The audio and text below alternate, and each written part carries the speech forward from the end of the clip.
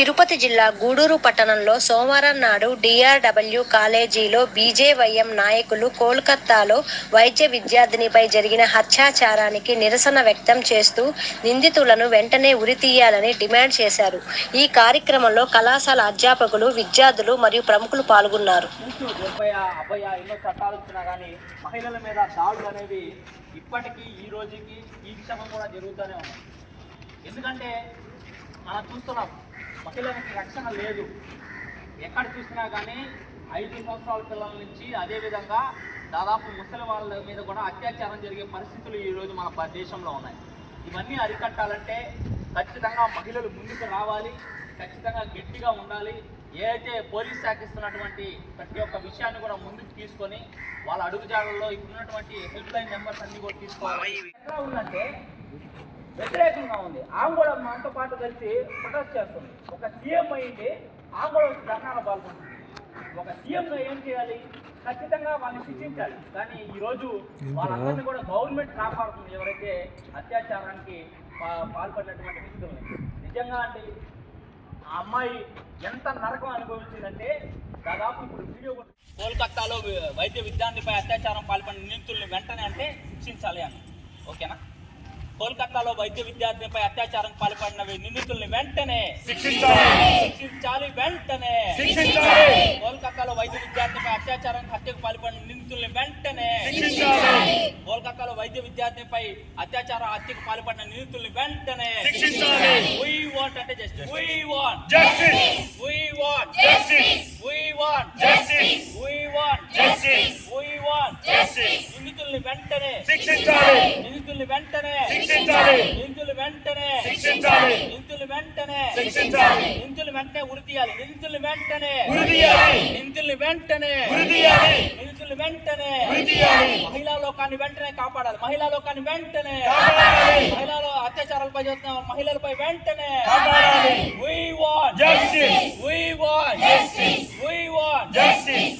We want justice. కోల్కతాలో వైద్య విద్యార్థినిపై అత్యాచార హత్యకు పాల్పడిన నిందితుల్ని వెంటనే శిక్షించాలి. నిందితుల్ని వెంటనే శిక్షించాలి. నిందితుల్ని వెంటనే శిక్షించాలి. నిందితుల్ని వెంటనే శిక్షించాలి. We want justice. We want justice. We want justice. We want justice. అత్యాచారం హత్యకు పాల్పడిన నిందితుల్ని వెంటనే శిక్షించాలి. శిక్షించాలి. నిందితుల్ని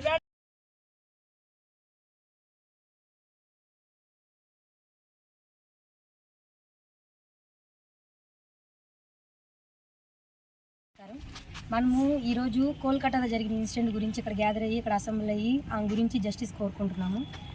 అసలు ఆ విధంగా ఆమెకి జరిగిన తర్వాత ఏంటంటే జరిగిన 10 days అయినా సరే ఆమెకి అంటే ఆమెని ఎవరు ఈ విధంగా చేశారు అని చెప్పి కనుక్కోలేని అంటే అటువంటి వ్యవస్థలో మనం ఉన్నాము. దానికి చాలా బాధాకరంగా ఉంది. తర్వాత వచ్చి ఆ విధంగా జరగడానికి పాల్పడ్డ వాళ్ళు ఏంటంటే ఎవరైనా సరే వాళ్ళ పేరెంట్స్ ఏంటంటే చిన్నప్పటి నుంచి కూడా అంటే ఇప్పుడు పేరెంట్స్ ఏ విధంగా ఉన్నారంటే చదువుకొని డబ్బు సంపాదించాలి, ఇది చేయాలి, అది చేయాలని చెప్తున్నారు. కానీ ఎకనామిక్స్ నేర్పిస్తున్నారు, కానీ ఎథిక్స్ నేర్పించట్లేదు పిల్లలకి.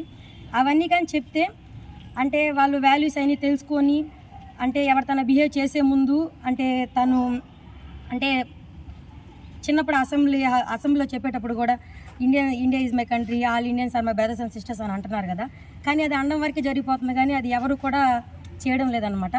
అదేవిధంగా నేను చివరిగా చెప్పదలుచుకున్నది ఏంటంటే ఇప్పుడు అమ్మాయి బయటికి వెళ్తే త్వరగా వచ్చిందా లేదని చూసుకుంటున్నారు. కానీ అదే అబ్బాయి బయటికి వెళ్తే మాత్రం ఎప్పటికొచ్చినా కూడా అతన్ని సరే రానివ్వు పర్వాలేదని అనుకుంటున్నారు. అమ్మాయి గురించి కంటే కూడా అబ్బాయి బయటికి వెళ్ళినప్పుడు త్వరగా వస్తున్నాడా లేదని చూసుకొని. మనోజ్ కుమార్, బీజేవైఎం రాష్ట్ర అధికార ప్రతినిధి. ఈరోజు స్థానిక డిఆర్డబ్ల్యూ కళాశాలలో ఏదైతే కోల్కతా నగరంలో జరిగినటువంటి వైద్య విద్యార్థినిపై అత్యాయత్నం అదేవిధంగా అత్యాచారం జరిగింది, అదేవిధంగా హత్య జరిగింది. ఈరోజు ఆ నిందితుల్ని వెంటనే అరెస్ట్ చేయాలని చెప్పి ఈరోజు బీజేవైఎం ద్వారా డిమాండ్ చేస్తున్నాం. అదేవిధంగా విద్యార్థినులతో కలిసి నిరసన కార్యక్రమం నిర్వహించాం.